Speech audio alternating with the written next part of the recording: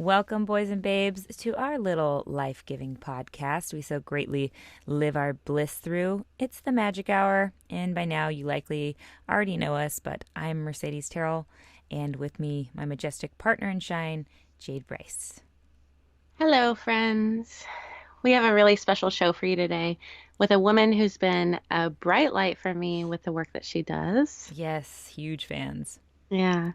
She's an author, podcast host, retreat leader, transformational life coach, and an expert on accomplishing energetic agility and balance, assisting those willing and ready to learn how to cultivate deeper connections with their divine feminine or masculine energy bodies through radical yet understandable practices. Her work and story has been featured in the Huffington Post, Teen Vogue, Vice, Men's Health, People, and ABC News Nightline, to name a few. Her passion for her work comes through in her articulate and captivating words, making understanding and utilizing the knowledge she bestows incredibly accessible. She bravely and openly shares her story and her struggles on her own light-giving podcast called Mind Body Musings. A beautifully illuminated soul who shares her wisdom and love through her words and actions. The goddess, Maddy Moon. Yay! I'm going to set my mic down here. Are you sure it's going to be high enough? Yeah, I'm going to set it on something, but it blocks because this thing is so small, it blocks my view of the left. I know. I need a whole new setup so bad. I just want this thing to work so that I can... So we can afford new stuff, I know. We're really digging in deep. I know. Okay. Do you need to grab something? Let me add her to the call. Oh, wait. We don't need to add her just yet. Yeah, and I see what I can grab. Okay, cool. I'm going to grab this photo box real quick.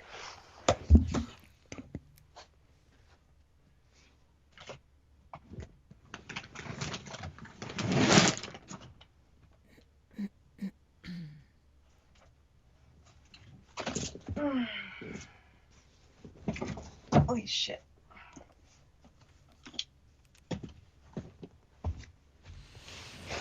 Where are you today? In your closet? What? Where are you today? In my closet. Oh. I just hung stuff up. Okay, I was going to say it looks different. All right. Cool.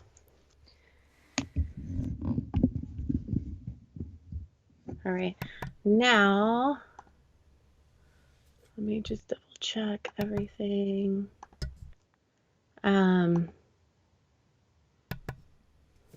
Cool. All right. So, just give her a call. It's only a minute away. Let me find her. Well, I wouldn't call her early because she's probably meditating or who knows what she does before her podcast. But... Yeah, I just want to make sure I can find her thing though. Okay. Madeline Moon. I don't think I follow her yet. I need to. Yes. All right. So I've at least added her. I just haven't hit call yet. Okay. But at least we know that it works.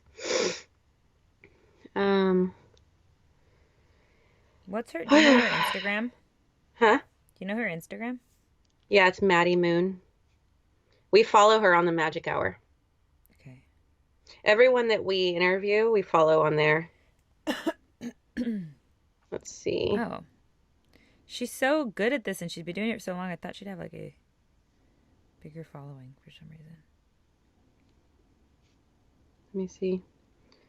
25,000. That's a lot for a single co-host. I mean, a single podcast though, right? What do you mean? Well, I don't know what she was doing before this, so I don't know. No, I think this is all that she's known for. Well, I don't know what I wonder what her downloads are and whatnot. Yeah. I mean, she has a good amount of ads. Because she's really great at it. Yeah. But if you go, she interviewed Lisa Bilyeu. Yeah, I saw that. I put her on the list to reach out to. Yeah, for sure. She So if just you, oh no, not on this one. Sometimes on the bottom of her thing, she puts who she advertised for. And one time there's a list of like four different things. So she got mm, 331 ratings. like her sponsors, you mean? Yeah. Mm. I wanted to listen to How to Not Abandon Yourself in a Relationship. Yeah, I saw that. I was listening yesterday to well, I listened to her eating I'm gonna call her. intuitive eating, which is I want to do a whole series on that. Well, this guy that I'm writing the outline for right now, Peter Craig, he He's that specializes in that. perfect. He's a food psychologist. Perfect. I need to get Let me into tell you that. his exact title.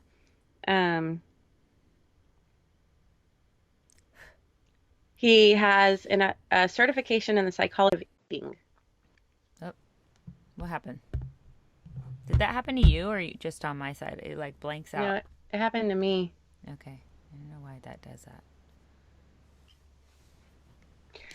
I, Hello. hi. Hi. Let's see. Are I'm we gonna double using check. video today?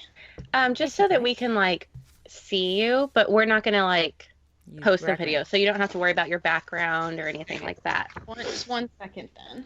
Okay.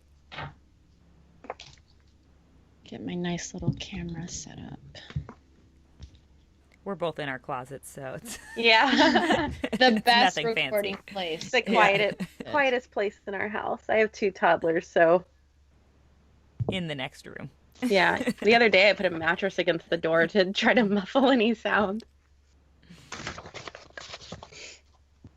Okay, here we go. Hi. Oh. Hi, there you So are. my mic is like down low, so oftentimes when I'm talking, I'm kind of hunching. Okay. Yeah, no problem. That's kind Sorry of how about mine that. is too. No worries. You look so angelic. Yeah. Yeah, It's the white shirt. and your room is so good, Right. such good lighting. Thank you. Um, so did you already hit record on Audacity? I haven't. I will now. Okay, yeah, if you want to hit record, Mercedes, you're recording, right? Yep. I'm good to go. Okay, then we'll go ahead and intro you and then just start the interview. Wonderful. Can't wait. Awesome. Yeah, us too. Okay. She is an author, podcast host, retreat leader, transformational life coach, and an expert on accomplishing energetic agility and balance, assisting those willing and ready to learn how to cultivate deeper connections with their divine feminine or masculine energy bodies through radical yet understandable practices. Her work and story have been featured in the Huffington Post, Teen Vogue, Vice, Men's Health, People, and ABC News Nightline, to name a few. Her passion for her work comes through in her articulate and captivating words, making understanding and utilizing the knowledge she bestows incredibly accessible. She bravely and openly shares her story and her struggles on her own light giving podcast called Mind Body Musings, a beautifully illuminated soul who shares her wisdom and love through her words and actions. The goddess, Maddy Moon. Yay. Hi. Hi, Thank you so Maddie. much. That was a beautiful introduction. Thank you. It's all you, girl. Yeah. So, Maddie, we're super excited to have you on the show. Obviously, we are huge fans. And by the way, you're like my articulation goals. That's what I tell you. Yeah. Maddie's my articulation goals. She's so good at articulating everything on your show. And I'm so excited for our listeners to hear you today. So, you have such a strong and relatable story, and the fact that you share, not only your teachings with the world, but also that you share your struggles so openly makes you incredibly heroic in my eyes. So maybe you could walk us through your story or your hero's journey, if you would. Absolutely. So first, thank you for saying that about articulation. I so appreciate that. Really, that's, I mean, for someone who wants to be sharing really in-depth, sometimes confusing, sometimes triggering messages, it's really touching to hear that it comes across in a way that speaks to you both. So thank you.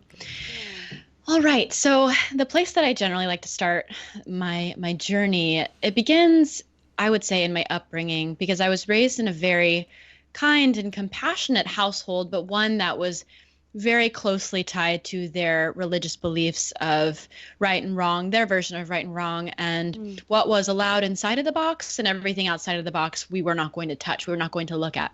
And for for me, I believe that we are all spirits having a human experience. And so as children, we are born as spirits already, spirits who are explorative and curious, and to be born in a way that you automatically could not explore, could not be curious with so many different areas, finding your own spiritual path, like that wasn't allowed. And just a lot of things, if either one of you were raised in any kind of religious household, you understand that there is a lot of black and white kind of thinking. And for some people, it works like amazingly. But since I was, and I always have been, very fiery, very passionate, very excited and explorative, it was a lot of pressure for me to feel like so many different avenues I could want to go down were not allowed. So it felt like there were parts of me that were not allowed, parts of me that were inherently bad. And because of this, I needed a way to cope, to feel safe, to feel in control, like most of us do when things feel out of control and we don't feel like we are liked, we are people pleasing, we are doing good. So I always wanted to make sure that everyone approved of me, I was doing good, God loved me, I was following everything by the book. And to deal with this pressure, I needed a very quick and easy way to feel in control. And for me, that was losing weight, exercise addiction. I had body dysmorphia. So numbers really became my mechanism for feeling that instant sensation of, okay, everything is fine. So if I counted my calories or counted the miles I walked or counted how much weight I lost, as long as I was counting, I felt kind of safe. I also had OCD in multiple ways. Like if we had a house cleaning service, and as a child, if they came in and moved something around, I would have a panic attack if they moved my picture frame 2 inches to the left. Wow. It wasn't in control of that. So I would just combust and explode. And my parents didn't understand this. They just thought, like, she's got some issues, but she'll work it out. And that's a very old way of thinking, right? Just like toughen through it. It's a very toxic masculine mindset of just like move through it, get over it, stop being so emotional. Yeah, so then I went into, and I'm sure we can go into this in further detail, but I went into, I had multiple disordered eating patterns. I went into bodybuilding, which was another way for me to control, but this way I could eat. And I could count obsessively, and I got people's admiration. I had this feeling of self-righteousness for being the one person at the party not drinking or not eating tacos. Like, I can't go on a date. I am better than you. I don't need date food. Like, I'm going to stay inside with my meal plan and my 6 a.m. workout, which that was what was fueling me for so long until I just became so exhausted with running myself into the ground, my adrenals, saying no to everything, no to friend dates, no to romantic dates, no to simply liking myself. I wasn't allowed to like myself. I was living in the land of pain because pleasure, I was better than that. Like, I didn't need pleasure. Such a twisted way of thinking, but as long as I stayed in this land of pain, I felt like I had a reason to feel better, which my ego felt separate. My ego felt higher than everyone else because I was so into this toxic masculine mindset of do more, be more, accomplish. So I'll stop there. I relate to that a lot. I was adopted into a really religious family at right before I turned 16, and it was pretty much cult-like. Everything was very black and white, like you said. Everything was definitive, and I feel it's made me kind of a controlling person still, not as like the extent you were saying is how I was in my early 20s, and I've let myself be free now, but I still tend to be more controlling in my home of like, we have to stay on this schedule. We eat at 11 and we go to bed at this time. And as far as with my kids, and I am still really controlling when it comes to our health. Like, we have to drink our green juice before we get anything else in our belly, and no alcohol and stuff like that. What is like your, when that way of thinking enters your brain, how do you like help yourself relinquish control? Yeah, especially with your partners. Like, I hate to be the controlling, like, you've had one too many drinks, like that tends to be my bad habit. Yeah. So you're saying controlling others? You have like the thing of controlling others? My household, I guess. all for the better, but it's still, when it's that controlling, it's not enjoyable for anybody. Yeah, I think that in those moments, you really just want to tap into the what is it feeding underneath? Because it can vary from time to time. For sometimes, your desire for there to be less drinks or for a green juice to come first, it might be coming from this really pure, wholesome place of I want everyone to feel good. I want everyone to feel good. I am the Yeah, mother, that's I what I am the feel. nurturer. If that's what you feel, I would almost say, like, don't second guess that. If it's really coming from this place of warmth and love and nurturing, my question would be, what would happen if that didn't go the way that you wanted? Could you then I get learn how to anxiety. be, could you, yeah, so then that's the place of can we step into a place of ease? So I love thinking about these in terms of the feminine and masculine, because the feminine is, in its essence, it's energy, it's chaos. The masculine is consciousness, it's space, it's time, it's the container we hold. So there's a time and a place to be the container holder, to say, all right, we're going to have playtime. It's going to be from 3 to 4. Like, you've got the Yeah. boundaries, right? You've got this set. But then all the magic that happens within the playtime is the feminine. It's the energy. So when an instance comes up, when we look at our day-to-day lives, when an instance comes up where you have your boundary set or your container set, we're gonna have green juices before we eat, and something maybe goes astray. Maybe you ran out of greens, or one of the kids doesn't want to eat the greens. That might be a beautiful time to have energetic agility, like you were saying in my bio. Like, this energetic agility is a thing where we can move from being in our masculine space holding time, and then moving into a place of, like, surrender. That's a great word to think about, like surrendering to the moment, but also indulging in it. What beautiful thing can come from this? Instead of letting that anxiety take over, where you try to go even deeper into how can I control? How can I control? How can I control? How can I control? Like, it just goes deeper and deeper and deeper. There can also be this really beautiful moment where you can go into a switch and you can go into your feminine of how can I make the most beauty out of what's already happening? I had this partner who one time said this thing to me, and it's never left my brain. I love it so much. But he said, whatever comes up, make room for it. Whatever comes up, make space for it.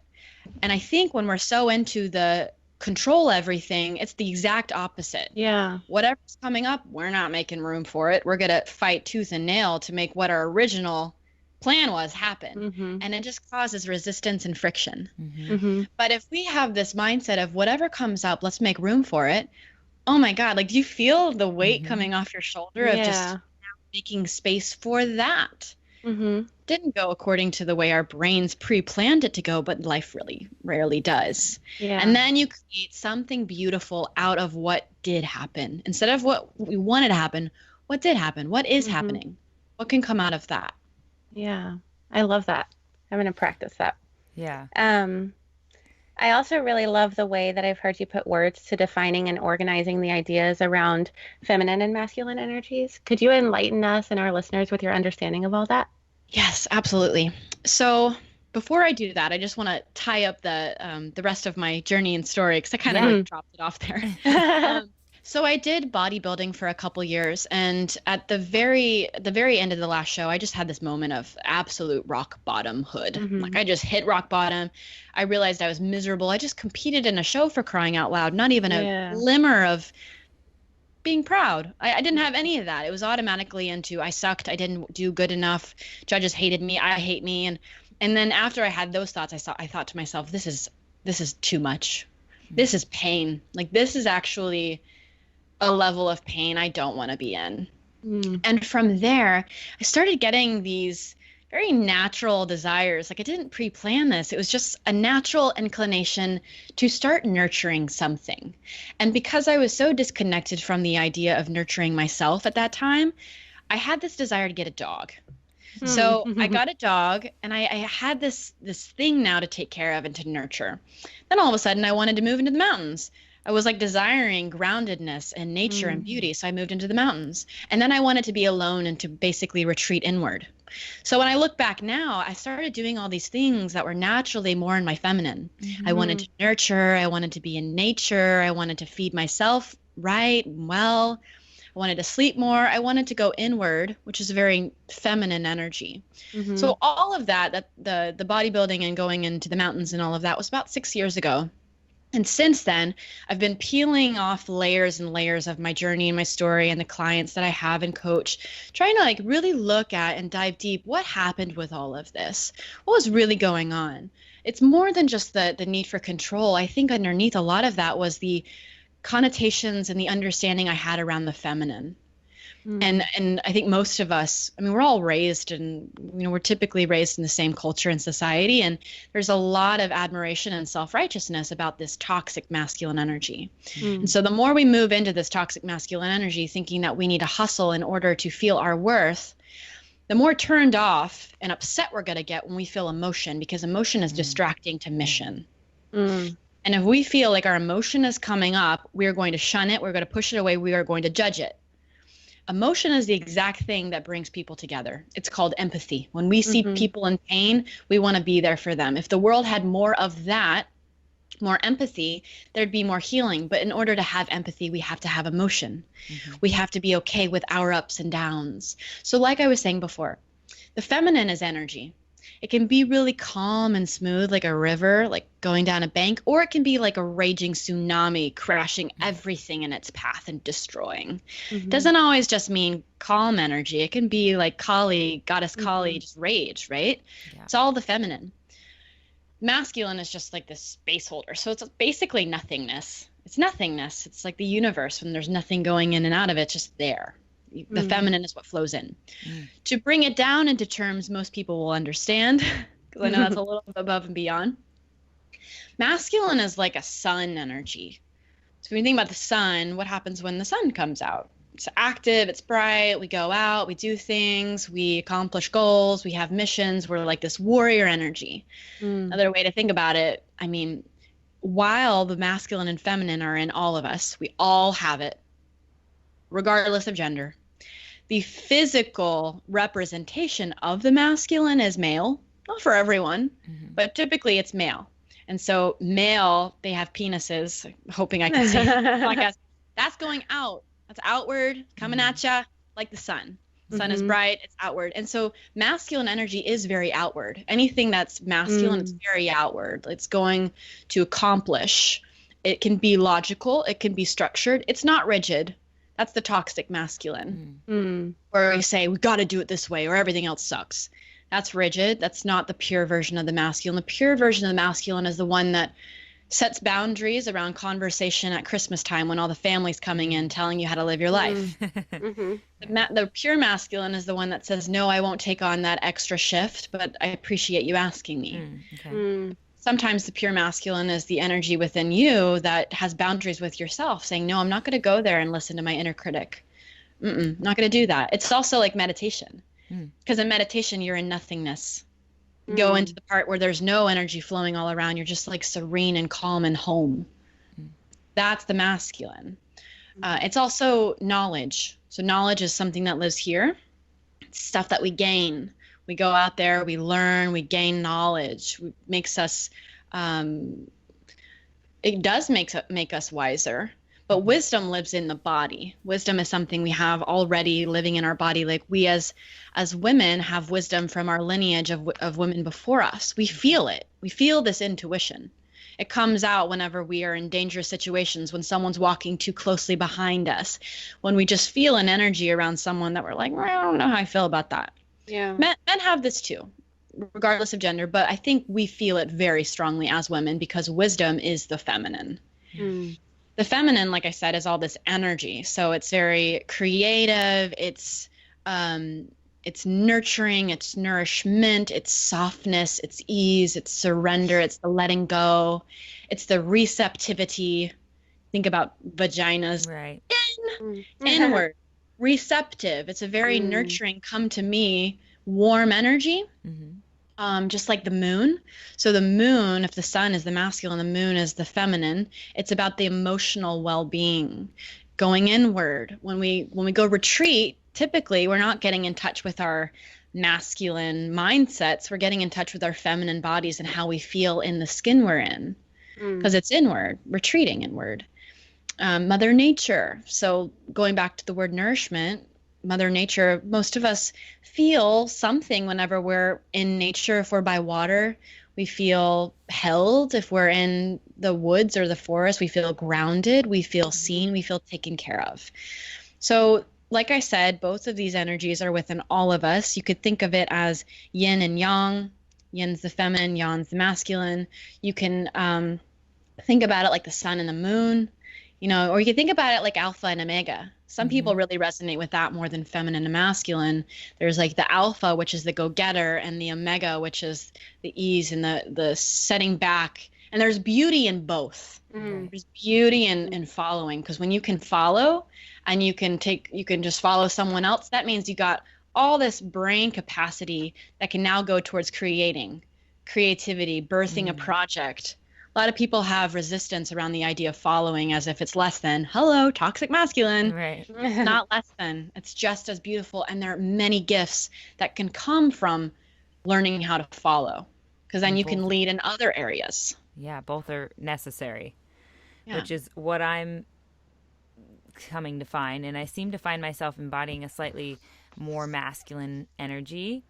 And as a woman, I feel there's a bit of a strange response that occurs when I'm embodying that role, and especially depending on who I'm interacting with. So maybe, do you have any insight into how women like myself, who might be embodying more of that masculine energy, and especially in today's culture, can go about balancing the masculine and feminine in themselves, in myself? Can I ask you some questions? Please. So I'm curious. First off, let's just start with so many places we could go. Okay, let's start with your relationship when people are trying to lead you. Anyone. I think I have resistance to, someone trying to tell me what to do, that type of thing. I'm definitely less resistant now than I might have been in the past, but I've already started doing some work on trying to balance these energies and recognizing where I'm overbearing on one end or the other. So I'd say that in relation to others, when someone's trying to lead me, I'm usually already 2 steps ahead of them. So it doesn't often happen. Does that make sense? Like, I say ahead like it's a good thing, but I realize that sometimes I need to be led. Like, I think that I also resent the people that aren't leading me, especially Totally. like the men in my life over my relationships in my life, or my husband now. When I'm not feeling like led, I almost resent them for not taking that position first, but I'm also not making space for that position Right. to be happening for them. So, yeah. Yeah, Does that because answer that question? totally. And there's Okay. probably a feeling within you. This is what I find. We want our partners to do something, but we know we can do it better ourselves. We can get it done. We can get it done faster. We can get it done better. We can make sure it's done right. So we do it, and then we create the resentment for them not doing it, not being the kind of man. That's what we might say in our head. You're not the kind of man who would do it right. So I'll just do it myself. So this is a beautiful place to start. I have 2 teachers I've worked with over the past 8 months. One of their names is Kendra Kunov, and she gives this really beautiful example here about how we as powerful women, we're all powerful women here. We know how to do things. We know how to pick the restaurant. We know how to get the right cereal we need at the grocery store. We can do all of it correctly. And so that's what makes this so much better, is that we're not actually helpless. We're not helpless. We can help ourselves. But if we want to calm our nervous systems, so our nervous systems right now are probably very much in a space of must do. Most people are, men and women. We must do to feel calm. So my nervous system back in my past, whenever I felt anxiety, I would need to have numbers to feel safe, to calm my nervous system. So I had to go through a period where I retrained my nervous system to feel safe and letting go. Maybe that meant crying. Maybe that meant seeing a therapist. Maybe that meant learning to do yoga and train my nervous system to move its body instead of counting calories, because that was a way for me to feel calmer. So for you and for me and for any woman who's listening who isn't giving your partner a chance, as Kendra, my teacher, says, we must let them lead badly. We have to get ready for them to lead badly at times, not to do it perfectly, especially if they're now having to relearn and they might be nervous because they're afraid they're going to mess up. So this is something we have to predetermine going into it. Whatever happens, the outcome, I'm sovereign in my choice. I'm making the decision to take a step back. I'm making the decision to let him do it. I'm going to let him do it badly. And we have to hold on to that the entire duration of never punish him or bring it back, a month later. Well, remember that one time you didn't do it right? That's what sovereignty is all about, being in our personal power, making a decision, standing in it fully. So one of the things that Kendra talks about and her teaching and the teaching that I learned is from the lineage of David Data. If y'all are familiar with him at all? He's wonderful. So one thing that you can do is this one example I just love. Whenever you're picking a place to go eat, and you might be absolutely certain that you want to be eating Italian food one night, or you know exactly the restaurant you want to be eating at, but this is a beautiful opportunity to let him lead and you learn how to be guided. Because maybe he knows something you don't quite know. Maybe he knows that actually what you would really love tonight, even if you're not thinking about it, you'd love sushi. You'd love sushi. I just know sushi would be good for you. And so there's times where we have to let go and just imagine that there is a part of him that is the divine, because that is true. There's a part of your partner, there's a part of every person that is God. So when you struggle to trust him, trust God within him. Trust the divine within him. Trust that that part of him, the divine, knows something that you quite don't yet. Yeah. So what Kendra talks about is something called sacred helplessness. So we, in moments when we're ready to let him lead, have to take on something called sacred helplessness, where we pretend to be helpless. We don't know. So if he's to say to you, where do you want to go eat tonight? You say, I don't know. I have no idea what I want to go eat. I really don't know. I'm so tired. And then he says, well, no, you pick. You know what you like to eat. You go ahead. Because maybe you always know. And then you continue to say, no, I don't know. You hold it. You continue to not know. Eventually, he will think of something. And when he says something, you reward him with your energy. You're with your feminine. The feminine is, oh, I love that idea. That's great. Italian sounds wonderful. Sushi sounds wonderful. And so basically you shower him with your excitement and joy, something that the feminine is great at. All the energy. I love that idea. You give that to him. He gets the surge of like feeling great. I led her to a restaurant decision.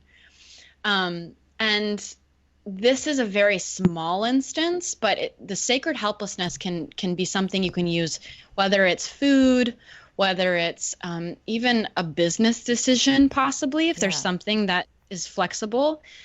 Timing on something, you deciding, okay, tonight I'm going to let go of needing to be the time holder. I'm not going to check my watch. I'm going to let him do it. And if we're late tonight to this thing, I'm sovereign. I'm making the decision that being late's okay, but I'm going to let him be the one to get us in the car, get us to the party on time. I am making the conscious decision to not be the one to constantly tell him, what time is it? Are we on time? I'm letting go.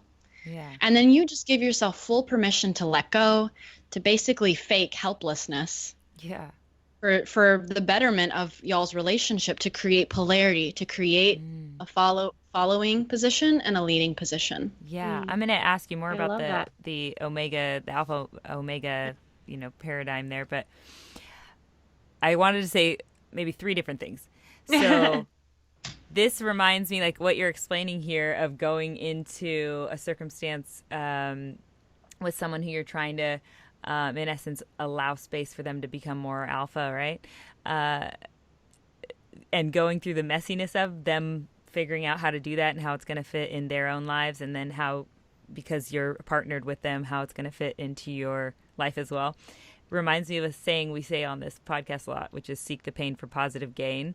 So like go through the ugly learning part, or all the trial and tribulation that comes with that in order to get to the other side. So I really love that. And the tip about having him pick food is definitely a good one, but I could see some hangriness coming into play on that. Like, you don't know, you really don't know. It's just turning into a whole other thing, but I'm definitely going to try that. So maybe bring a snack. Yeah, too. definitely bring a snack to the Bring a conversation. pack. Be prepared. Fanny Like, pack of snacks. have everything you need. I don't know. You want some gummy snacks? Yeah. I'm also curious. Go ahead, Mercedes. Oh, I was going to say my third little thought there while you were talking, Maddie, was because Jade and I have spent a long career now in modeling, that it almost makes me cringe, the idea of what you're calling sacred helplessness, to like allow that in my life, because I've seen so many, especially women in this industry, you know, the stereotype is there for a reason, where they act helpless and they're, you know, a pretty face, and that's all that they feel like they have to be in this world. And so I think that's a big part of what's like caused this masculine energy to rise in me as well, is like, I don't want to be that girl, you know, like I don't want to be the girl who's ditzy and playing that card. So, but I totally see where this would help me leaps and bounds in my personal relationships, especially. Yeah. So can I add something there? Please. This is important to do with the trusted alpha, Okay. or if it feels good, the trusted masculine. This is something you have discernment around. So I am not going to go into a bar by myself and be like, who wants to buy me a drink? I don't know how to buy one. Because I know that's setting myself up for a situation that's uncomfortable and is going to re-traumatize the fears around being in the feminine. So you're very right. We want to have discernment around when we want to be in this sacred helplessness. And for a lot of people, like you'll find that your relationship, it's wherever you want to create polarity. So if you want it, like polarity is what creates sexual tension. Like we have polarity because it's sexy. Like having someone pin your wrist down, if you're in a good relationship, like that can be hot. Like you're like surrendering, and then you have someone that's like desiring you. And so it's these little moments where we're on the opposite ends of the spectrum, someone that's in the alpha, someone that's in the omega, that can create that sexual polarity. If we don't want sexual polarity at work, we don't need to do sacred helplessness, especially in the position you're in. But there are still ways you can experience your feminine in what you do. It can be in how slow you move. That's a big one. That's been huge for me because I've been talking, you can see me here, and I'm like, wow, my hands are everywhere. But if I want to be feeling more into my feminine, let's say I'm coaching someone, and coaching, I'm very much in the masculine. I'm the one holding the container for my client. But if I want to feel more into my feminine as I'm talking to them, and I don't want to completely be in my masculine, I might start moving my body very slowly. It's so small, it's so simple, but it's energy. This is me moving energy around in my body rather than being still like a tree. This is the masculine. This is the feminine. Small and subtle changes, but this keeps the energy moving, and it makes me feel also really connected to my body.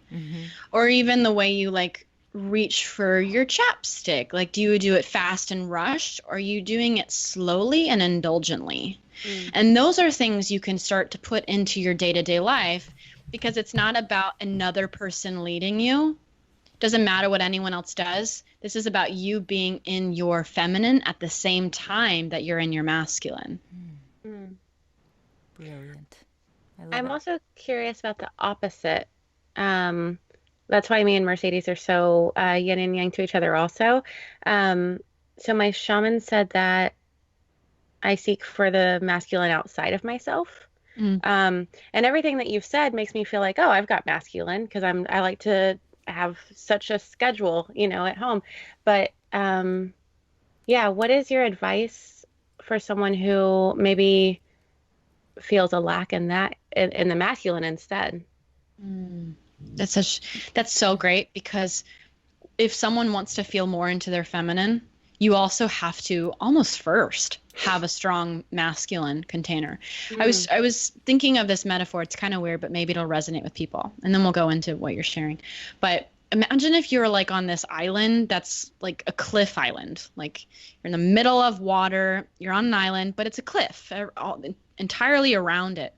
And what if someone blindfolded you and was like, now dance, be free, dance on the cliff? You would probably just like want to stand, you wouldn't really be dancing. You'd kind of be standing still, keeping your arms in. You'd be kind of scared you'd die. But if someone or you asked, can you please put a very sturdy, strong fence around the entire cliff that will secure my safety? And they said yes, then you'd be free to dance. You know you're safe. That's kind of what it's like whenever we go full on out into the feminine of like feeling everything. If we don't first feel held and safe, it's really scary and to go into the depths of our feminine, of the energy, of the ups and downs and the emotions, because we don't know, do I have myself? Am I safe here? Will I get out of this? So in creating your masculine, this looks quite a few different ways. One of them that's served me and served a lot of my clients is actually having designated time to go into your feminine, meaning you set up a container, you have a start time, and you have a stop time. So you know, for the next 10 minutes, I'm going to go full on out with my rage towards my mother. I'm going to pound my pillows. I'm going to scream all the profanities they ever could want towards her, towards me. I'm going to let out my inner brat. I'm going to throw a tantrum. And then in 10 minutes, you have a really beautiful alarm that goes off and you know to stop. And you know you're leaving it there. You got it all out on the table. That is one way to set up a container for you to feel everything you need to feel. That is a practice that's great because it can be intentional. You can set it and you can say, I know I'm going to do this. But then there's like the other instances, right, called life, where you're just feeling a little bit triggered and you're looking for someone else's validation that what you feel is right, or you're looking for someone else to tell you what to do. And these ones are, you do the designated practice to feel so that later when life happens and instances like this happen, you know to slow down and breathe and go inward rather than looking for someone else to tell you everything is fine. And this takes time. It takes time to learn your yes and learn your no. It takes time to learn how to hold your own energy, hold your own emotions, be your number one supporter. And I think that's really that masculine energy of, I always come back to thinking of boundaries, of saying this is not okay. And it's hard, especially as women. Like not many of us were taught how to create boundaries as children. Yeah. Most of us might have had like an idea of what a boundary would be, but it was always crossed over if you have parents that were controlling. So I'm just curious, like, what might be an example where you feel you struggle with holding it for yourself and looking for it externally? I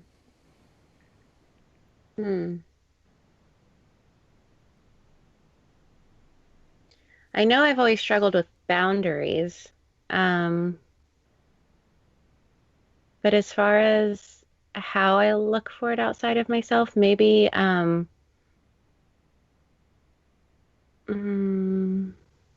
maybe feeling protected and feeling validated, maybe would be my two guesses. I didn't have a father growing up, so that may have come into play, like never feeling like I had that protector or someone who was going to be there when my heart was broken. So maybe it's that, like a protector when it comes to life's pain, someone who was going to feel things with me, maybe would be my guesses. Yeah. And I want to make it very clear, I 100% believe that as humans, we're here for connection with others. Not one of those coaches that's like, you have everything you need within you. You don't need anything else outside of you. We are here for connection. It's crucial. We're primal beings who thrive off of having another person in our life, or many people in our life, a tribe, a community, a partner. Yeah, we need that. I agree. We need that. And that, I would say, I think that's just the next layer, like that, then having their love, their support, them holding you, that's all enriching and enlivening and nourishing. But there's the baseline we first want to also have of doing that for ourselves. Because there will be times and periods where maybe you're in a fight with your partner and you really have to be there for yourself because they physically can't, or maybe they're long distance and they're not there for you. And you have to also learn how to validate your emotions. And I think for women, often one of the keys for that is not overthinking it, second guessing it, and backpedaling. Saying something, I feel this way, and then later being like, never mind, I don't feel this way. It's fine, because you just overthought the entire thing, and you betray yourself. You abandon yourself when you do that. Yeah. So the way that we, as the feminine, oftentimes we like to complicate things. We like to backpedal out of a feeling that we have because we second guess the feeling with logic. Well, A and B shouldn't equal C, so I shouldn't feel this way. I think the warrior within, the masculine within, lets all of that overthinking go and instead says, this is how I feel. I'm setting a boundary with myself to not let myself overthink this. And I'm just going to be with this feeling. And that's when you have your practice where you have 10 minutes to feel the emotion all out. You get out of the head, you get into the body, and you nourish your need to feel and validate whatever's coming up for you by expressing it. And that's how it's released and rinsed out. Yeah. I love that idea of that practice. Yeah. Yeah. So what's at play when we're in our own like pity party or when we're playing the victim card? Yeah.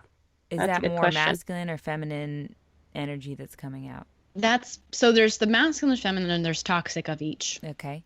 And so I think that's the toxic feminine because it's not being sovereign. Like a lot of time, like kind of going back to the example of the resentment that can build whenever our partners don't do what we want.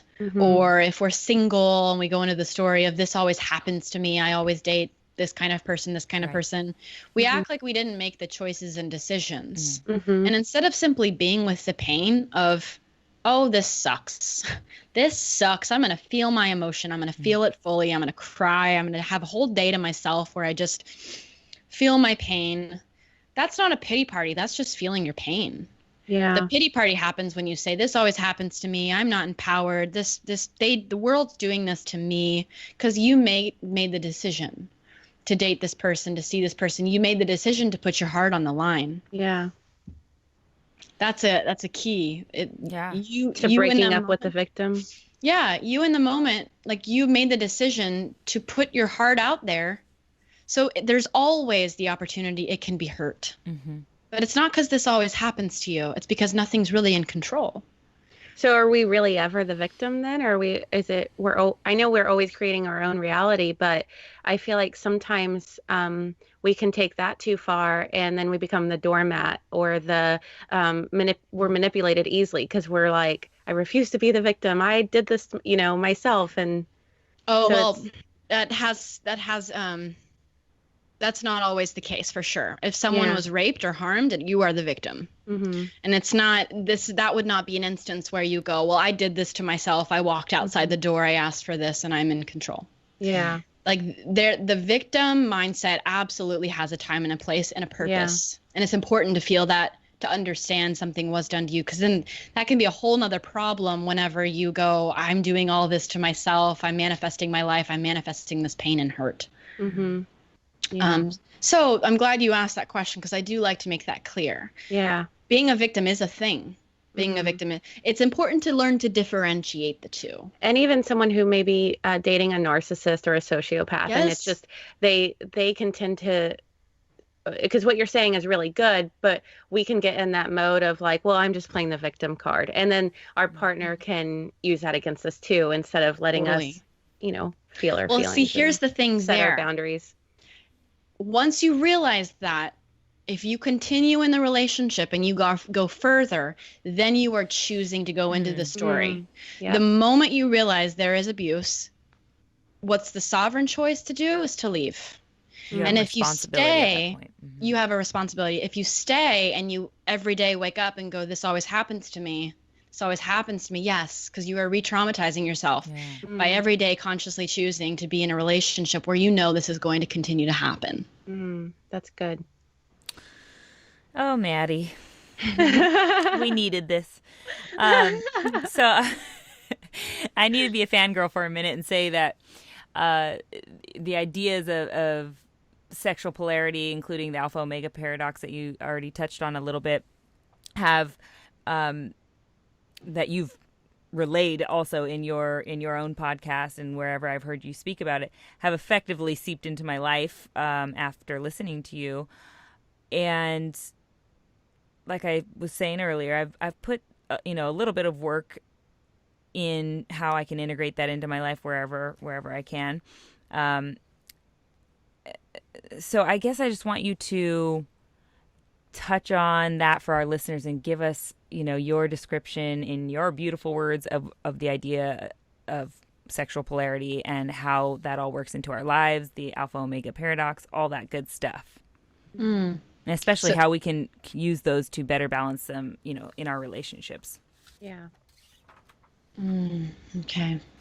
So basically like a summary of all of this. Yeah, give it all to us, girl.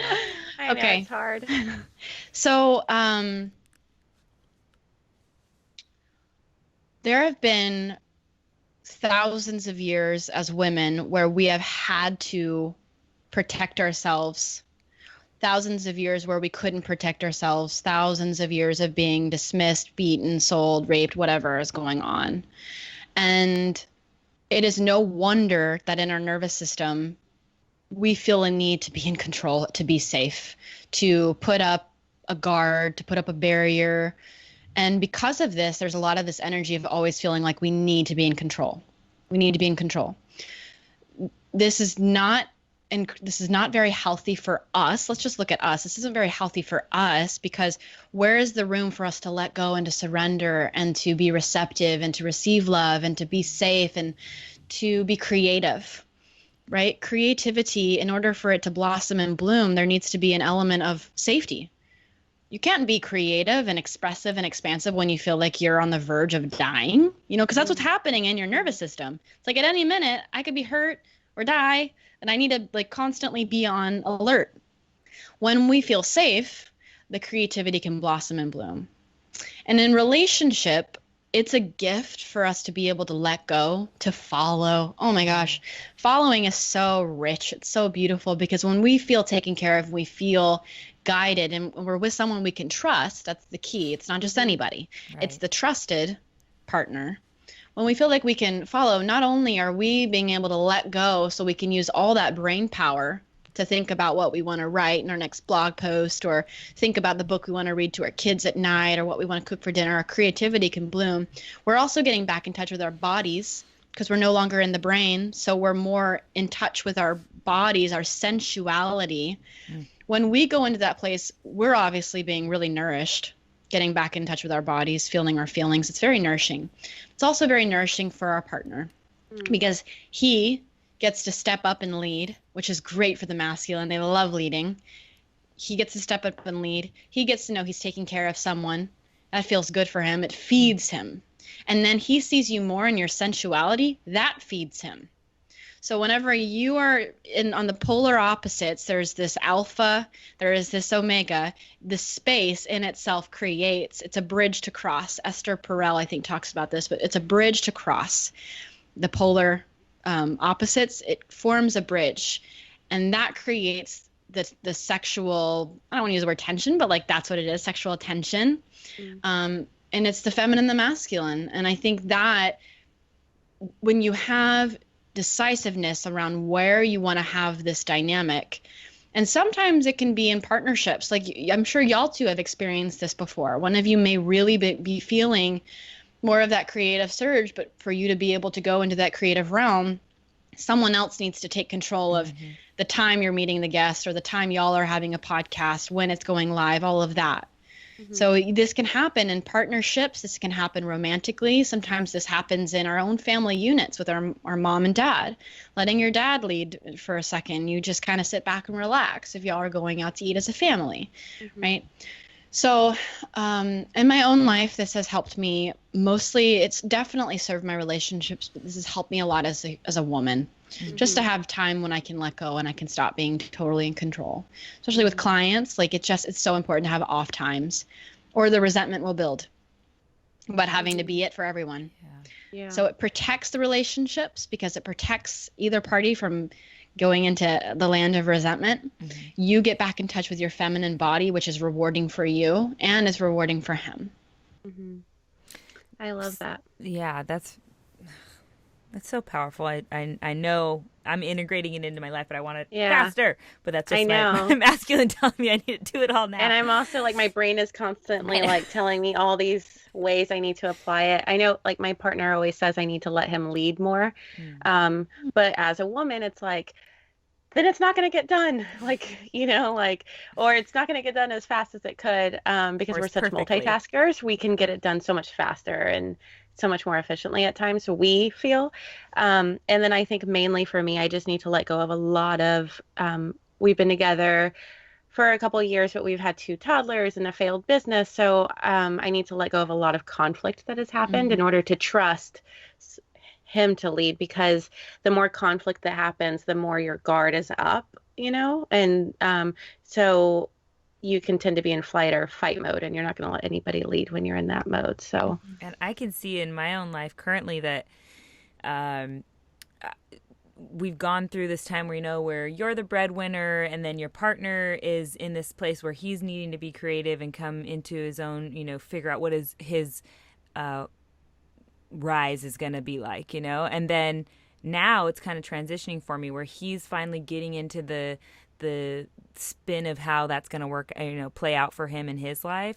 And that's allowing me to feel a little more secure, especially financially. Like, I think there's a really big correlation to, finances, of course, in a marriage hmm or a serious relationship that takes so much stress and strain to focus on, that when you're the person focusing on it, you are not able to get in touch. It feels unsafe if you hmm are financially unstable. So you have to, like you're saying, Maddie, earlier, you have to focus on that in order to put food on your table and everything else. But that takes away from your ability to be creative and to feel, that relaxing that comes with being secure yeah, Mm-hmm. in some Yeah. regard.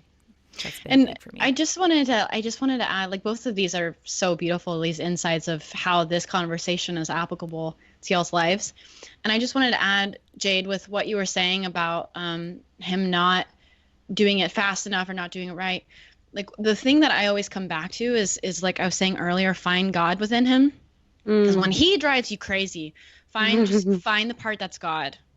And it, Yeah, like, you'll feel your heart soften when you just, like, yeah, can't love him, love God in him. yeah, Because there's a part of him that is God. And then also, like, if he is late or doesn't do something right, sometimes it's fun to just think, like, well, maybe that's exactly what's going to liberate something within me. mm. Maybe he's doing this incorrectly. And if I learn how to let go and let things be incorrect, maybe that's going to open up something and free something within me more than if he had done it right. I love Mm. that. 'Cause sometimes that's what we need. We need for it Yeah, to be done wrong so we can face that and learn how to still love life whenever things aren't yeah. perfect.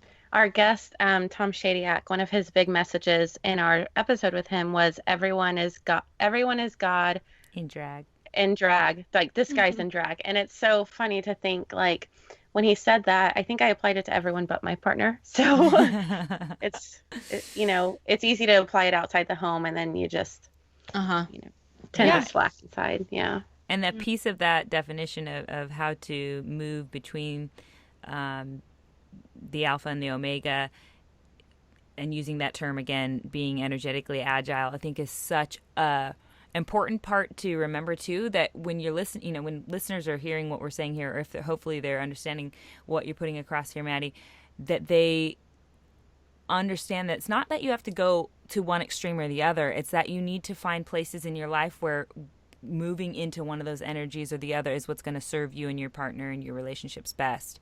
hmm I think that's what I took most away from it, is that you can move in between these. You don't have to reside in one or the other. Mm-hmm. Yeah.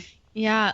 London Angel Winters has a book called um, mm, Is it Awakening the gut. the everlasting love for the awakened Yes. woman? Yeah. Yes, that's it.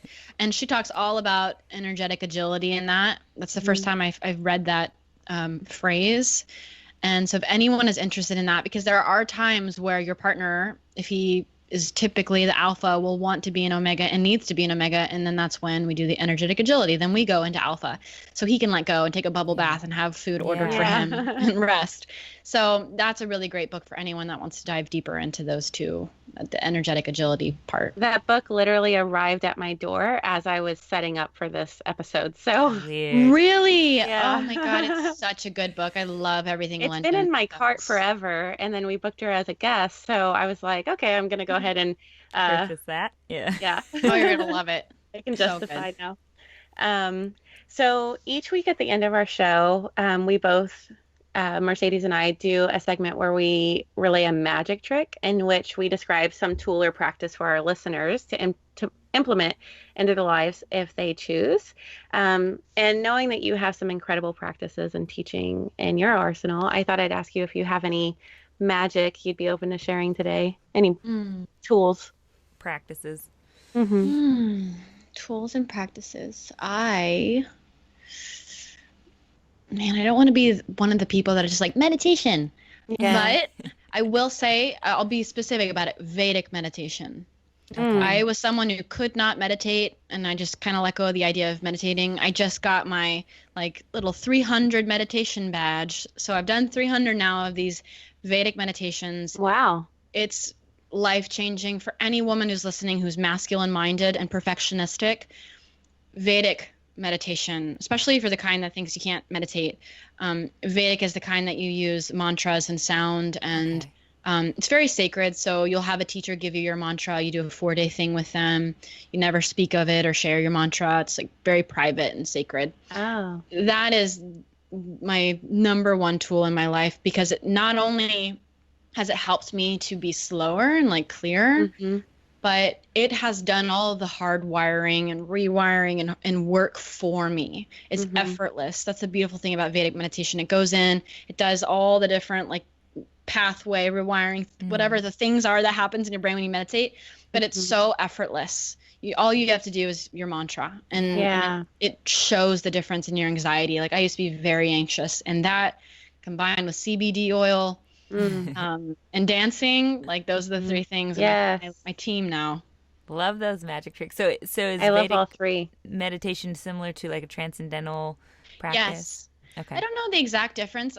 The thing that I think is a little bit different is transcendental meditation feels more corporate, more packaged, programmed up, more seminar-like. Every time I've gone to Vedic meditation houses, that's really all I could say, because we have circles and houses. It's just like drinking tea and sitting on sheepskin rugs, and we talk about consciousness. It's not corporate at all. It's really like rural feeling, really Eastern feeling. It feels more in touch with the ancient traditions. And whereas from what I've seen, transcendental looks a little bit more packaged up. And seems it's going in that direction, unfortunately, huh? Yeah. All right. Actually, before we move, I was gonna ask about a little magic trick that I've taken from you, which is your pleasure practice. If you could explain what that is. Yes. So a pleasure practice is a time where you maybe like you set a container, again, like they're masculine, you set the container of 10 minutes, but you go into embodying whatever emotion is already coming up with combining it with pleasure. So a lot of times our brains like to separate any emotion from feeling good. Like if we feel anger, we don't feel pleasure. If we're angry, we're full on angry. But what if you could learn how to be angry and also not abandon your pleasure, your God-given right to feel good in your body? So in a pleasure practice, again, this was taught to me by Kendra, you will set aside 10 minutes of time to put on music, set the container, put down your sheepskin rug, light candles, put on music you really, really, really love, or represent whatever emotion you're in. Maybe you're angry. Maybe you need to put on a rage playlist. But you move your body indulgently, expressing this emotion, but also feeling something in your body that feels really good. So maybe as you're going deep into the place in your heart that feels pain, you're also doing hip circles, and you're also touching your face ever so lightly because that feels really good on your skin. Maybe you have a window open, you feel the sun coming out on you, and you're really in touch with the warmth you feel on your body and that pain. So you could be feeling a whole bunch of sensations at once, and it might be kind of confusing, but the point of it is to get in the body and out of the head, to be in the pleasure with whatever else is naturally coming up. Rage, happiness, joy, confusion, ego, whatever's there. And also learn how to feel pleasure and not abandon pleasure in your skin. I love it. And to that idea of feeling pleasure and pain at the same time, is there, this is a total segue, not on our list of questioning, so I'm going to go rogue, but because we've been talking to a lot of other guests previously about open relationships, and it seems like such a painful thing that my ego goes, hell no. Yeah. But at the same time, the way they explain it is, it also gets you to realize that you can love others while loving someone. You can love many people at once, and you're asking you're giving your partner permission to experience as much love as possible. But in order to do that, you have to be able to hold the pain of whatever the ego brings to that, at the same time as feeling love for your partner, your significant partner, and any others that you bring in. What are your thoughts on open relationships? I come from like the acro yoga community, and a lot of them are in open relationships. So I've seen it. I've got, a lot of people in my circle have open relationships. Not for me, because I'm a Leo and I'm a queen and I want my king and I'm very like, you're mine. But I absolutely see what you're saying, and I think that's really beautiful. And as my other friend said, it takes emotional acrobatics to have an open relationship. Emotional acrobatics. So you have to learn how to bounce between the feeling and the understanding and the what's the word called? Compersion. Compersion means you find pleasure in someone, in your lover's pleasure. So you get a feeling of joy. It's a word that I know is used often in open relationships. You get joy whenever you see someone else, your partner, in joy. So balancing all of those, juggling all of those. And I think that it works unless it doesn't. If it works and it feels good and it brings joy, then it's working. So it works until it doesn't. And then I think at any time, it's important for each person to be honest with themselves about how they're feeling in the relationship. And I'm assuming you would have to have really beautiful communication skills for being able to share your feelings, and the other person hold your feelings and listen to you, and no one feels dismissed or disregarded. I too think you need to have enough space in your life in order to do it. It just seems like who so has much the time work. So true. So many people to communicate with, and feelings to hear, and feelings to share. It's so much. I'm not a Leo, but I feel exactly how you feel. So I we think also it crosses all zodiac signs. We also have a question from the Magic Mob, which is our tribe of listeners. David on Instagram asks, with so much turbulence and confusion around the term feminism currently, I was wondering if you could shed some light on where you feel this word is being misinterpreted or misdirected, and what might be a solution for this. Well, I think feminism has done a lot of beautiful things in our society, a lot of beautiful things, like the Me Too movement and speaking up and us really finding our voices. I think for some people, there is a misunderstanding that feminism is about, and this isn't everyone, of course, but for some people, it's that the future is female. And I don't believe the future is female. I think the future is human. The future is, I love that. It's divine union. I think the future is a we, not a she or not a he. And the solution to this is more not even understanding, but more compassion. More compassion for each parties. I'm actually hosting a interview series with a bunch of men, and it's called Trusting Our Men Again. And the interview series is all about how can we as the feminine learn how to trust our men again so that we can have divine union.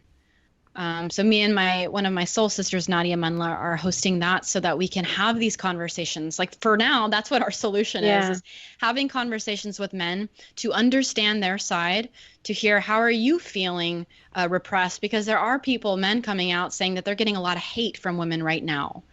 And I don't think that, I think that that's called witch hunting and everyone's pointing fingers. So what we need is less pointing of the fingers, more compassion, more recognizing the God in each other, and letting go of any gender being the gender, and instead looking at all of life as just human. Go ahead. Where will we be able to find that interview?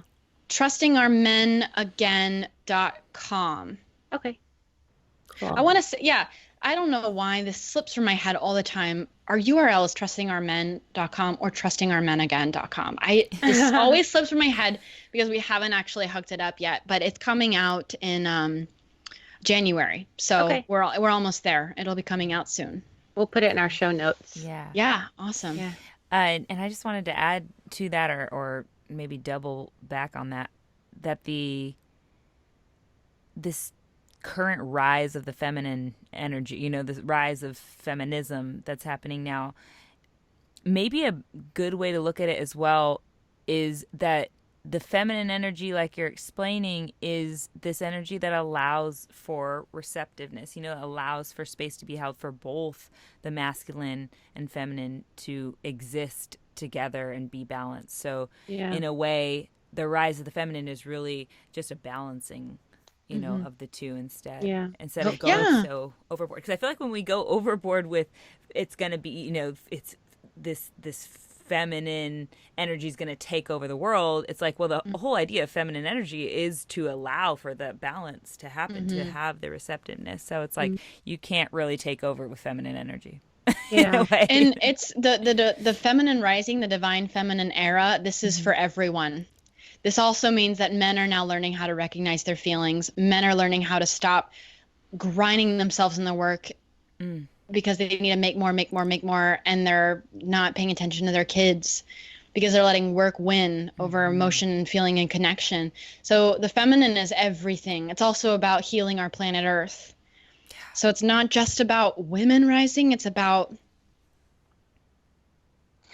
sounds cheesy, but it's about love rising. It's about love rising, more compassion, more nurturing, listening, truth. It's a lot of really beautiful things rising. And so I want men everywhere to understand that this era is about you letting go of the beliefs that you need to be tougher, stronger, bigger. This is for you too. This is so that you're receiving more love from your counterpart, from your wife, from your girlfriend, from your best friends, letting them become softer, and also you become softer so that you can show up for yourself in a more loving way, and you can show up for your relationships in a more loving way, and your brothers. So releasing that toxic masculinity. I love that so much. Yeah. So powerful. There was another question from one of our followers that was from Cheyenne, and she asked, how does the imbalance of the masculine and feminine energies play a role in creating a crisis like the hashtag #MeToo movement?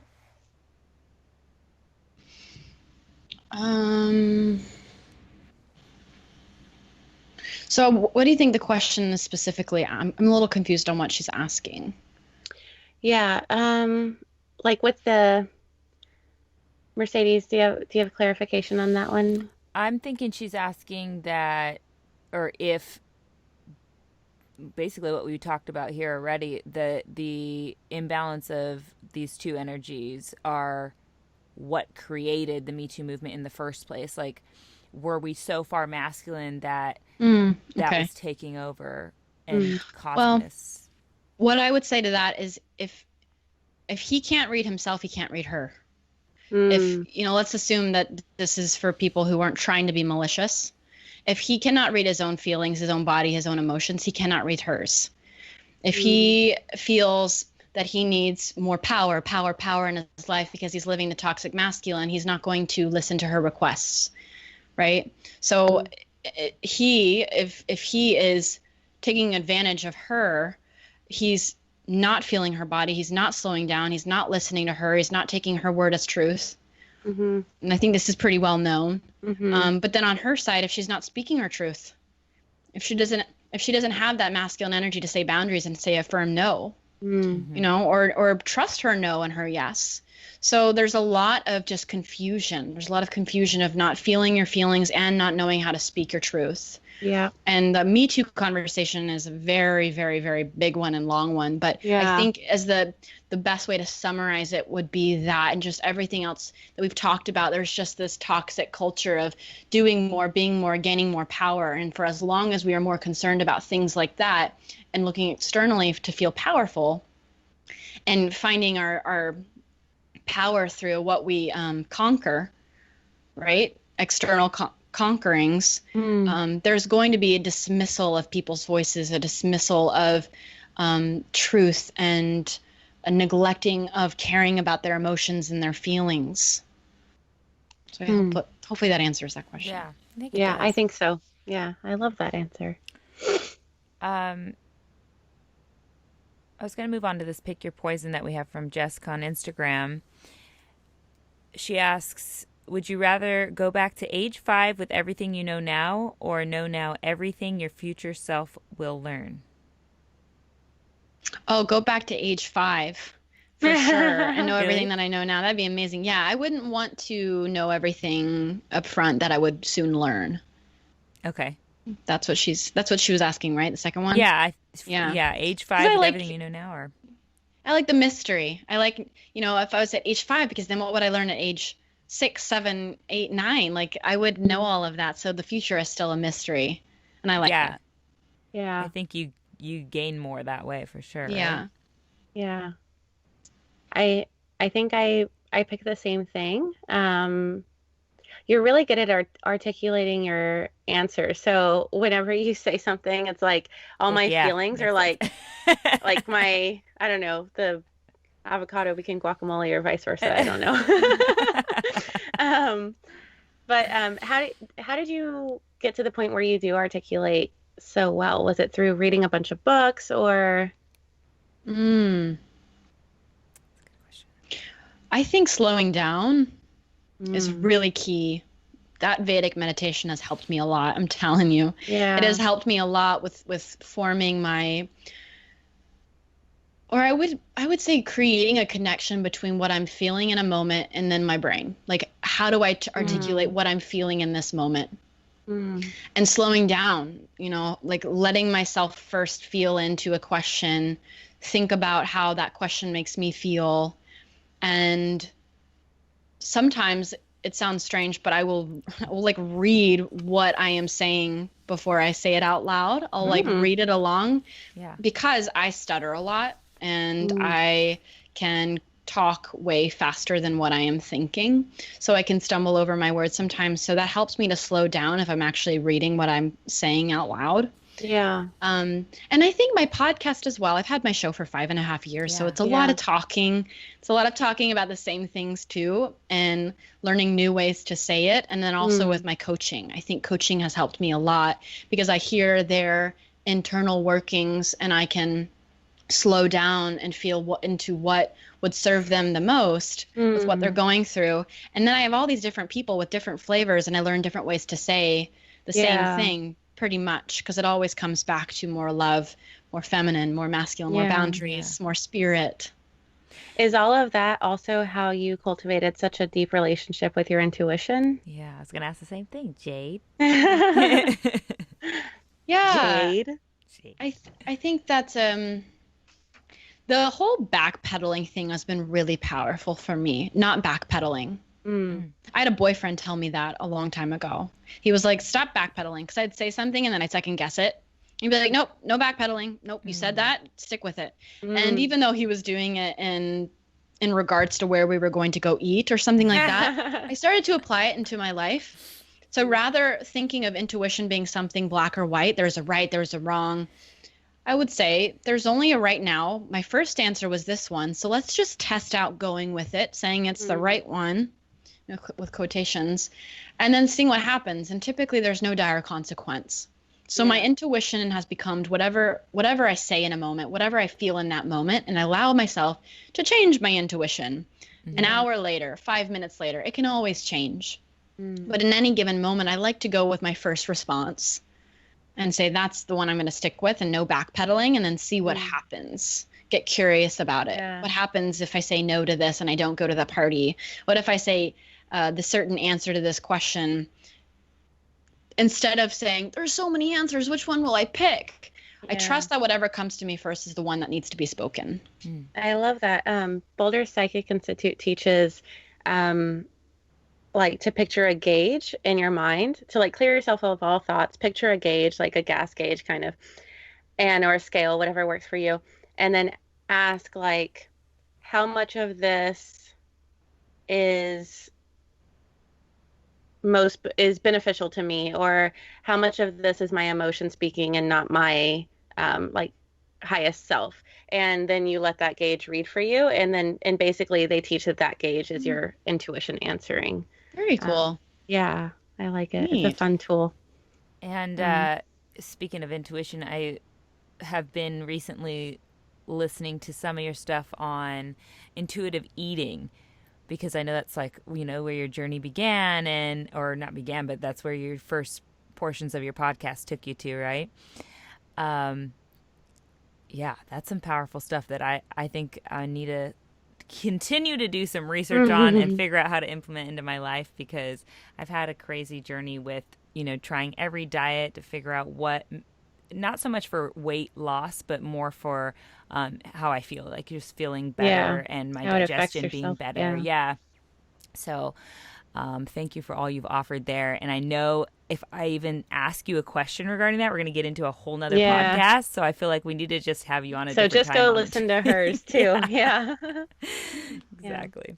All right. So there's a few short questions we like to ask everyone who comes on the show. First off, what advice would you give your 25-year-old self, Maddy? Well, 25 was 2 years ago. So probably would say, you're not going to marry him, so don't spend so much time obsessing over him. Oh, I like and what that. to do. You're not going to marry him. That's fine. That's where I was at 25. Like, this, is he the one? Is he the one? Is he the one? Yeah. None of those guys were the one. So I would have all this other time to just like let go and like enjoy the journey of the dating, rather than focus so much on if I was going to marry that person or the next person. Yeah, I love that. A lot of 25-year-olds need to hear that. Yeah. For sure, I did. So the next question is, if you could have the whole world read one book, which would it be? Ooh,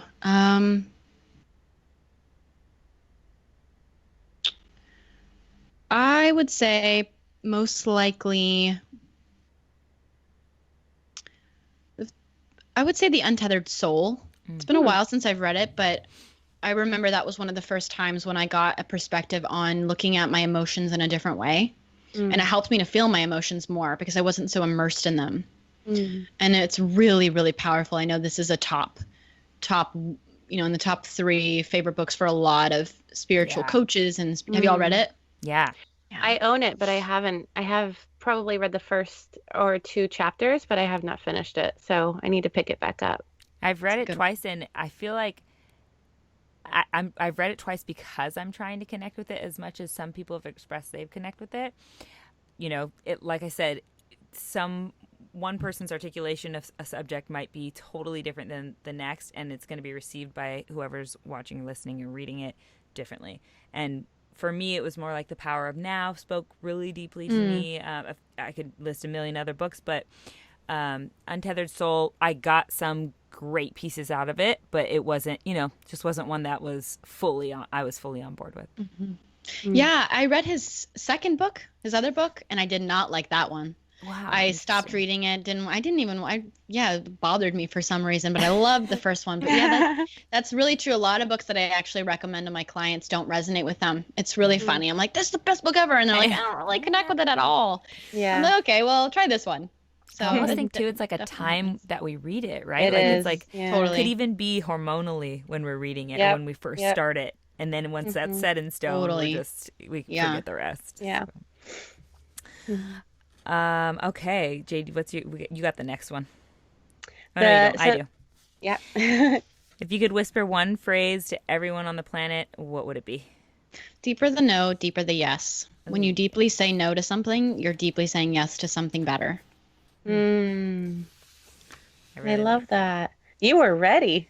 Yeah. I love that one. I love it so much. It just like speaks to my soul, gives me empowerment to say no. I love that so much. Well, Maddie, before we let you go, where can people find you and your work? You can find me at maddymoon.com, MADDY, moon.com. And I'm also on Instagram, Madeline Moon, MADELYN. And you can find my podcast, Mind Body Musings, on iTunes, Stitcher, and Spotify. And that's about it. Yeah. Cool. Awesome. Well, thank you so much. This has was been a pleasure, awesome. Maddie. Yeah, thank you Yeah. so So welcome. much. Thank you for having me. This has been so much fun. So in depth, so juicy. Thank you. Yeah. So if you follow those instructions that you did for the sound check, it'll just get the audio over to our producer. And then before we air this and after listening back to it, we'll decide if it'll be 2 parts or 1 part. But before we air it, we'll send you some of the like little promo videos we've made and make sure they're cool with you. And yeah. Yeah, So- that sounds great. This was so fun. Thank you both for great. having me and just diving deep with me. This was great. I'll be happy to share it with my tribe, of course, and Yay. Thank you newsletter so and all much. that stuff. Yeah. Awesome. Thank you. Awesome. Thanks for taking the time. It was really, really great. And Yeah. seriously, we are big fans. So we'll Yeah. continue Aw, listening. thank you. Thank you so and much. Maybe we'll get to have you on about intuitive eating or some other subject. Totally. in the I'd future. love that. I love jamming Yeah. about that. Cool. Awesome. So you have our producer's email Yes. Adam at Red Fox. Yeah, of course Yeah, you do. we Okay, do. awesome. All right. All right, Maddie. Thank you so much, Great. Maddie. Cool. Okay. Talk to you Have a later. All good right. rest of the Bye-bye. weekend. You too. Bye. Thank you. Bye. Let's see. Okay. That was good. Yeah, super good, I think. She sounded great. Oh, All yeah. right, cool. I mean, she had a pro mic, so. I know. It's Um, what a difference, huh? right. Okay. You want to act like she just got off? Yeah. That was pretty damn cool. I'm so excited that we are sharing this with our magic mob. I think you guys are, I don't know, if you heard what I heard, you're going to move mountains with her information. So, Yeah. I feel like I have a lot of homework. yeah, oh, for sure. For Which sure. is the hard part, right? Hearing it is fine and jolly, but the homework is the work. Yeah, and as much stuff as I've already listened to of hers, I was literally writing notes during our whole episode. Like, I'm gonna have to do that. I'm gonna have to implement that. But Yeah. so cool. right. Well, what do you have today for a magic trick? It's a little bit of magic. Let's see. Okay, so I have how to feel seen by others and quickly. So I'm sure we're all familiar with what it's like to meet someone who you hit it off with right off the bat. So my theory is that when you can feel seen by someone and can simultaneously make them feel seen by you, that's where this spark of love happens that we're all craving in relationship, in interaction with others. And by the way, this goes for both like platonic and romantic relationships. Mm-hmm. So firstly, in an interaction with a new person, or even with a, old friend or family member for that matter, you'll have to do the work of being open and listening with genuine, and genuine is the key word here, empathy and interest to allow the person you're interacting with to feel seen by you. This in itself takes some practice and some work, and maybe, I'll get into that on another time for a different magic trick. But for now, I want to focus on the other end of this theory, which is giving people a way to make you feel seen by them. So this is kind of like the fun part, right? Because this is about you. It might seem a little bit self-centered, but I really think that this is the way. What do I want to say here? Might sound a little self-centered, but I really think that the way it can play out in your life can actually be a huge tool in building your own community and tribe, since those are the people that will organically connect with you when you're brave enough to share in this way, this vulnerably.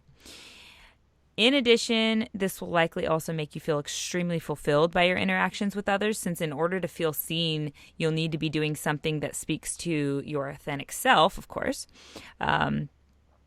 something that lights you up, something that lets your light shine and be seen. So the trick here is knowing what we want to be seen for, which is sometimes the hardest part to figure out. So your first step towards figuring that out is writing down hobbies that light you up, things that you love doing, maybe things that you would spend your entire day doing if you could be paid for it. Those are the things that light you up. Those are what you're looking for here. For Jade and I, this is our podcast. We love doing this. It totally lights us up, passionate about it. So once you've done that, now the task is being able to articulate those items and what it is about them that light you up out loud. So you want to be able to say these things out loud to ideally at some point, you want to be able to say them out loud to a person so that it comes across to them as exciting as it is for you. So that's where you work on this articulation.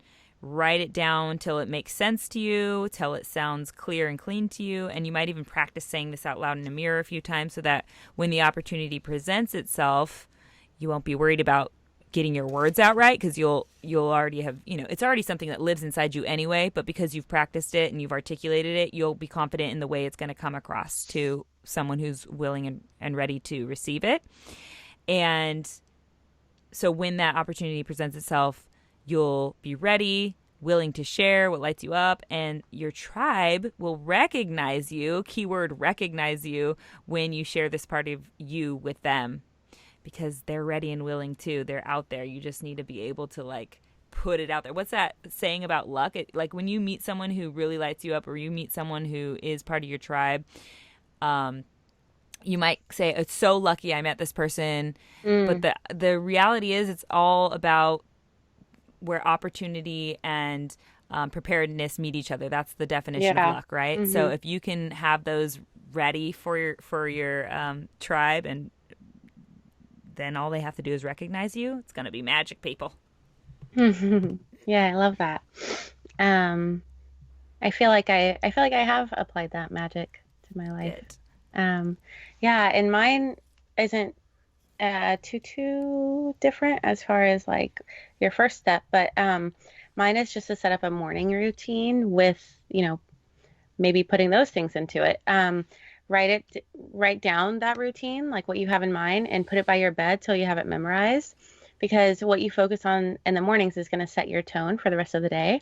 So you want to set up a routine that empowers you, supports you, and fortifies you, and gets you in the right mode for the rest of your day. This can be as simple as expressing gratitude before your feet hit the floor, not picking up your phone until you've read a few pages of a book, maybe, or a dance party with your kids, which is my personal favorite. Sorry, downstairs neighbors. A few sun salutations, that always feels awesome, right? But whatever starts your day off right for you, maybe what Maddy said, the Vedic chanting, the pleasure practice, or, another tip that could be extremely beneficial is, while you're doing any of these things, try to recall your dream from the night before and think on what it may be trying to reveal to you. You can implement that into your morning routine. Don't let texts or emails or rush morning set your tone. Start it off intentionally. Love it. Yeah. I don't do that enough. I do feel like I get on my phone and then I'm just... Well, I've started putting my phone in the other room. That way I can't actually just pick it up when I get up to see the time. I wear a watch if I have to, and I get up and I do one of those things first. I think because I use my phone as my alarm, and unfortunately sometimes I have to wake up to an alarm, but that's what this Fitbit works as, an alarm. Yeah. So it vibrates to wake me up, and then I honestly don't need my phone in the room. Well, here's what I need to do. I think I'm going to put my alarm, you know how you can label your alarm? The alarm's going to say, don't look at your phone for the first 30 minutes or something like that. So that as soon as I wake up to go turn it off, it reminds me to do it. Yeah, that's a good idea. All right, you guys. Thanks so much for listening to this episode. We hope that you found it just, heartwarming and enlightening, as we did. We really enjoyed this conversation with Maddy Moon. So if you did like it, please share it with your friends and family or your social network, whatever you want to do. This would mean so much to us. And also, don't forget, as you heard us ask Maddy questions, you can ask our future guest questions. Just go to our Instagram page at the Magic Hour and talk to you guys next week. Until then, be a light.